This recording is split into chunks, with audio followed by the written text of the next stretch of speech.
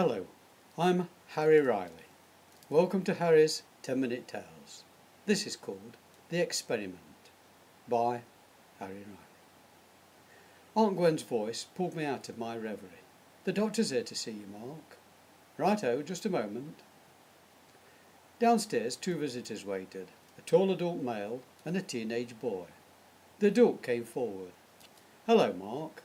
I came to see how you are after your tumble in the forest. How are you feeling now? Any better? Oh, I'm okay now, Doctor. Fit as a fiddle. This is my son Dougal. I saw a brawny lad with that same crop of wild red hair, just like his father, and a lopsided grin to go with it. We both shook hands awkwardly in front of the grown-ups. I must confess to an ulterior motive, said the doctor, perching on the sofa arm in the living room of Aunt Gwen's small cottage. Your aunt makes the best shortbreads in the village, and splendid coffee to go with it. He gave her a knowing wink. Also, your aunt and I need to discuss the summer festival. Gwen smiled. Aye, you'd better make yourselves comfortable while I get the wee refreshments ready. I wearily eyed up the doctor's teenage son, who seemed to be a year or so younger than me. Aunt Gwen came back from the kitchen armed with cups and plates and said, Why don't you show Dougal your new project, Mark? I'm sure he'll be interested. Dr. Ballantyne waved his hands in the air, encouraging us both to be gone so he could have a moment or two with my relative. I asked Dougal what he wanted to do when he grew up. Ugh, I'm going to be a scientist.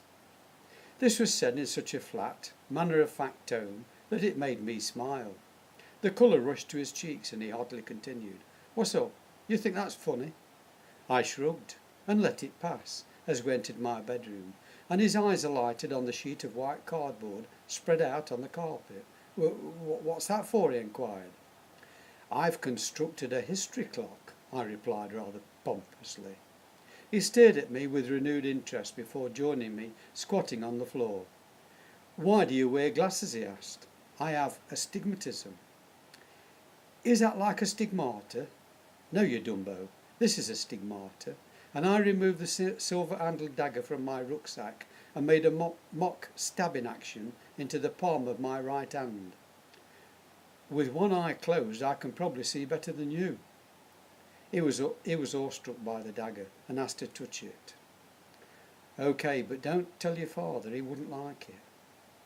Where did you get it? Oh, it's a long story and you wouldn't believe me if I told you. Nobody would. I could see his curiosity was getting the better of him, so I decided to let him in on my secret.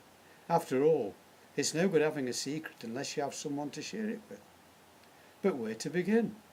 Look, Dougal, it's all tied up with this clock. I'm studying history at school, so I've made this special clock and a date scroll to go with it. Dougal was having difficulty containing himself. Yes, but why is it so special? Ah, that's where the secret comes in. Do you promise not to tell another living soul on the holy sanctity of your mother's grave? He looked at me seriously and gave vent to an unpronounceable Scottish oath that seemed to require a terrific amount of cough and spittle, and impressed me no end. OK, you're in, but swear on this magic spear. I produced my African assegai from under the bed just to reinforce the vow. You're a descendant of Clan Ballantyne, so you must know what loyalty to a friend means, on pain of death. His eyes filled with gratitude as he repeated his terrible oath, kneeling on the floor in front of my cardboard clock. I began by explaining how King James IV had presented the dagger to me after Dougal's great ancestor, Black Jack Ballantyne, Laird of Castle Ballantyne, had thrown the dirk at my head in a violent fit of temper, and how I had been forced to join them at the Battle of Branxton Moor in 1513. I then went on to recount how I had survived the battle and had later been whisked off to the African jungle to be present at the famous meeting of Stanley and Livingstone, and that it had all been down to the dirk he was now holding. Whoa, that's incredible. I said you wouldn't believe me. But how is the history clock going to help you?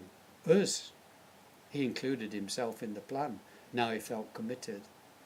I was just about to continue when Aunt Gwen called us down for elevensers. We gobbled up our sticky buns and biscuits, and both Aunt Gwen and Dr. Ballantyne stared in amazement as we both shot back upstairs. I heard the doctor's voice to our retreating bodies. "Well, those two seem to have hit it off all right." With the door closed behind us, I continued to explain how I thought my clock might work. First, I have to list all the most notable events of the last 10 centuries on my scroll, and then, you see this circle? Well, I list the centuries around the edge of the ring, and this is the important bit. We take the clock outside in the sunshine and lay it flat on the lawn. Dougal was quick to show he understood.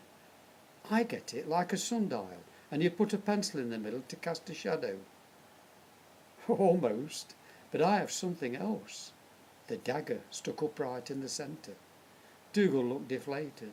Yes, it's good, but is that all?" "No. You and I need to key in our mobile phone numbers in case we get split up. We're going to do a little experiment, and we both have to try very hard.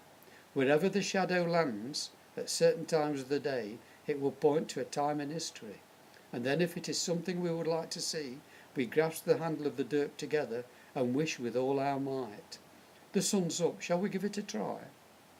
I couldn't have hoped for a better result, as outside on the grass the shadow of the blade pointed straight at 1805. The scroll indicated Lord Nelson and the Battle of Trafalgar. "What do you say, Dougal? Are you up for a bit of adventure? There could be danger." On the bottom lawn to the rear of the cottage we were quite alone, and Dougal grinned his approval of the experiment. I reminded him that we had to wish in unison as we clasped the hilt to the dagger. "Get off my head, Dougal, I can't breathe. Your weight's keeping me down." Dougal let out a great shudder, and I heard a swishing sound as something struck him heavily on his shoulder. And then he slumped forward over my legs, and I realised it wasn't my friend at all, but a full-grown man wearing British naval officer's uniform. A guttural voice screamed "Vive la France!" and a group of foreign thugs tried to jump down from above. Their antics didn't work as they got caught in the rigging. I was on board an old-fashioned naval frigate.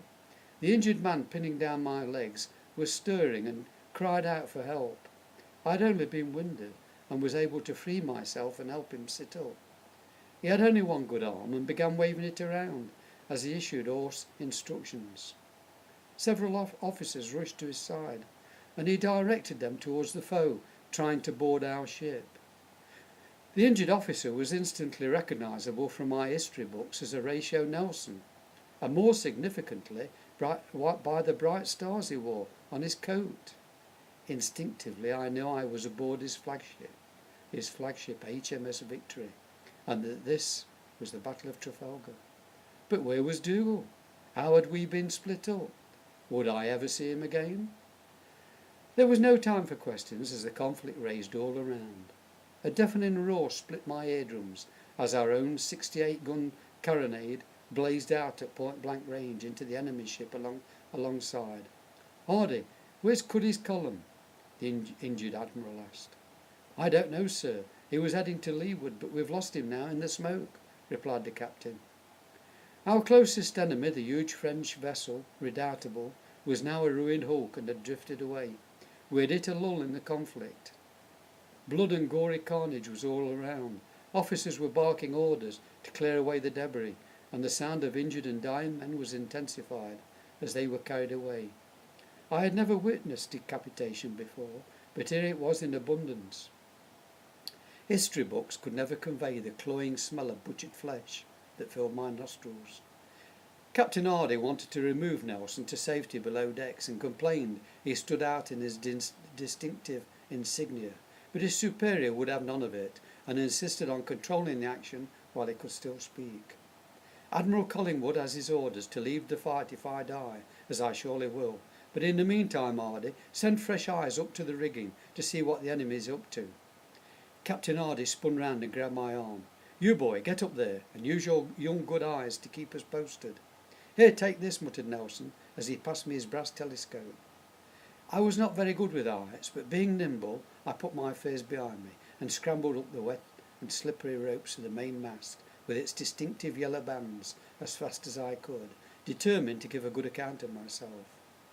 Eventually, exhausted, I reached the empty viewpoint and literally fell in with a sigh of relief. I couldn't see a thing in the smoke of battle, hiding everything. As I lay there gasping and choking on the fumes, I reached into my pocket for my asthma inhaler and felt my mobile phone. Wherever Dougal was, he would probably still have his phone too. I hoped his was switched on okay. Miraculously, Dougal responded, said he was on the upper deck of a French frigate. He had holidayed in France, and recognised what the officers were saying. They were discussing tactics and were certain of killing and capturing the stupid English. I asked him to send me a phone photo of the flags his ship was flying so I could report back to my comrades below.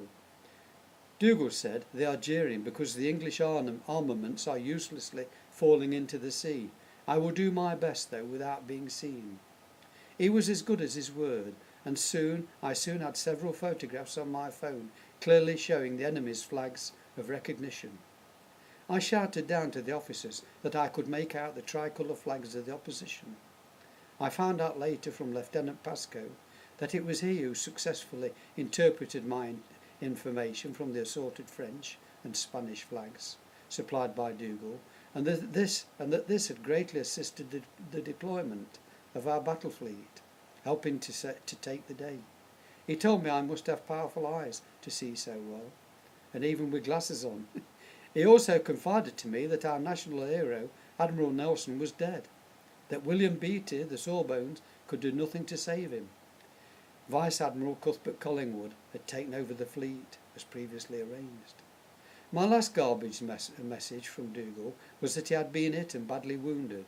He did not expect to survive and said goodbye. I blame myself for including him in my scheme and ruining his young life, and wouldn't know what to tell his parents if I ever got back. Shortly after this I was ordered down and spent the rest of the battle in a daze. Late in the afternoon it was all over, with the Franco-Spanish fleet completely routed. Victory was in a sorry state, with our foremast shattered, but we British took 18 prize ships and many prisoners. Wandering below decks amongst the blooded fighters of all three nations, I kept shouting, "Has anyone seen my friend Dougal?" But it was all in vain. The doctors were treating our own wounded first, and bodies were being tossed overboard as the easiest method of disposal. The latest batch of foreign prisoners was being herded into the designated prison area when I spotted a youngster about to be thrown overboard. It was Dougal, and he was all but dead.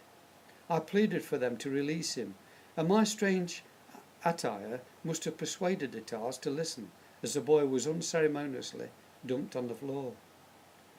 I did not have much time, but giving Dougal a vigorous shake, I got him to open his eyes.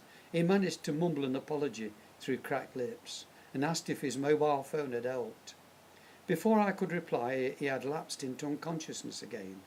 I had all but abandoned him to his fate when I knelt beside him, pushed the brass telescope into his pocket and clasped his hand around the dagger. This time it was only me who could wish to be back home in the present. Dr. Ballantyne shook his son Dougal awake as he lay flat out on the lawn. Together with my aunt, he stared at us and remarked, "The fresh air has done them both a bit of good, but look at them. You'd have thought they'd been in a battle." And